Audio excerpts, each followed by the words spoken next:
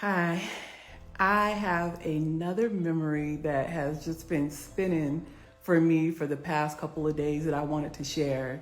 I've been in a super self reflective state, which is really natural for me, but this past year I've just been very intentional about it.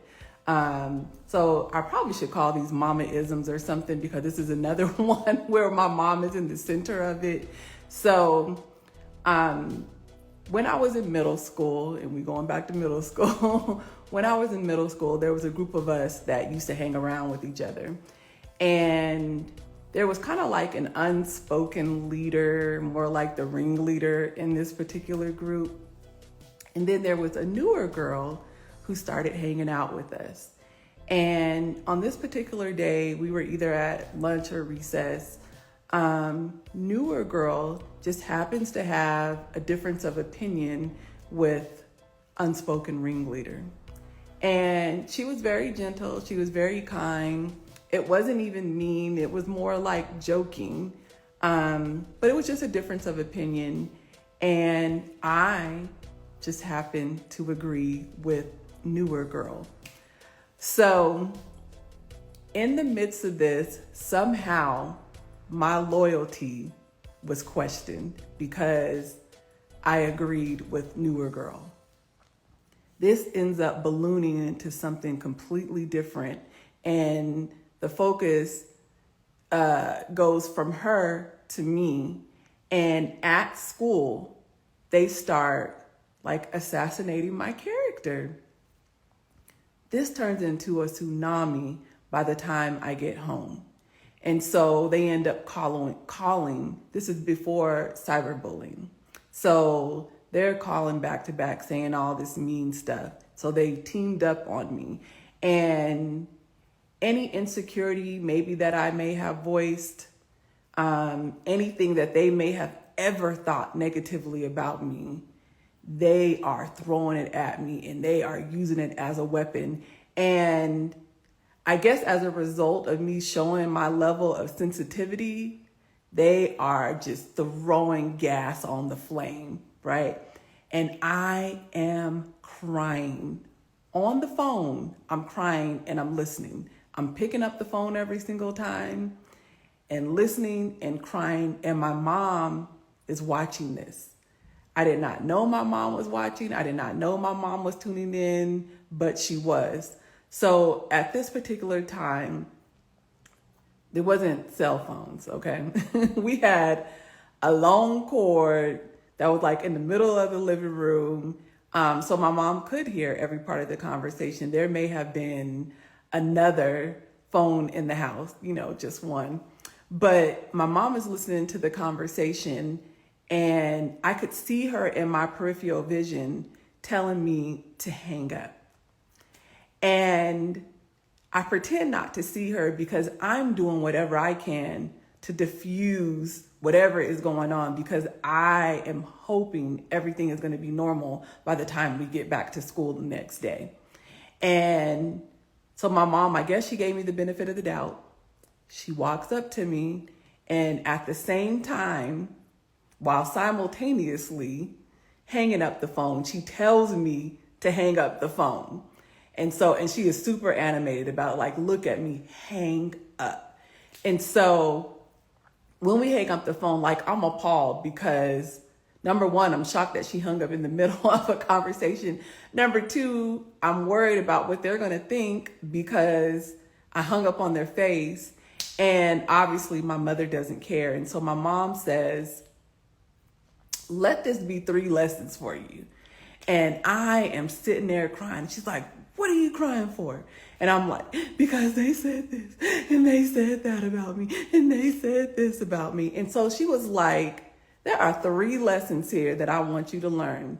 Number 1, we don't gossip in this house. So she's like, all that going back and forth that you're doing and y'all are talking about different people, we don't do that here.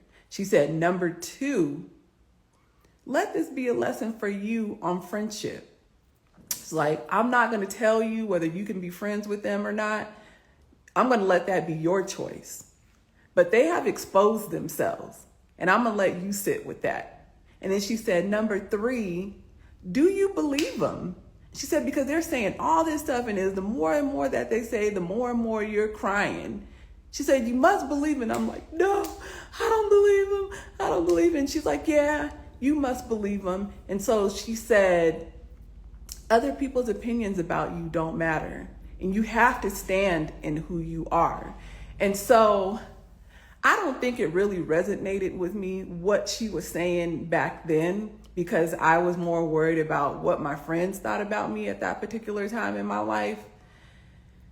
But when I'm thinking about it now, I'm thinking about how many times in our lives have we had the opportunity to hang up and we just didn't hang up? How many times have we been in spaces where we felt unwelcomed and we didn't hang up? Like, how many times have we been on social media and there may have been something on there that didn't resonate with us and we continue to look at it? How many times have we watched television shows that didn't speak to us and we continue to subscribe to it? I mean, I've even had subscriptions, and this one is kind of like menial, but I've had subscriptions that I've applied to and they might have been just like 99 cents or $1.99, and I don't even use them anymore. And I'm still, it could be 8 months later, a year later, and I haven't discontinued it. Why am I not hanging up? And like I said, this can be applied in so many areas, but there's just areas in our life when it doesn't serve us anymore. And if it's not something that helps us to reach to the highest versions of ourselves, like, why do we continue to absorb it? And I've been questioning that a lot here lately. I was watching Nina Simone recently, and there's a huge part of me that's been focused on freedom and what does freedom mean to me. And I know oftentimes we think about freedom in reference to like being debt free and financial safety. And yes, a part of that is freedom. But for me, a big prison that I have put myself in has been fear. And Nina Simone said, freedom for her is being fearless. And so I am having to break the chains of freedom in so many different areas in my life. And I think I've done a good job of it starting, but I'm allowing myself to continue with emotions. And I feel like that's why God keeps bringing up these memories for me, and using them, because it is in that childlike state that we internalize a lot of things and then we keep repeating them. So I say to you, and I'm saying it to myself as always, hang up. It's okay just to hang up.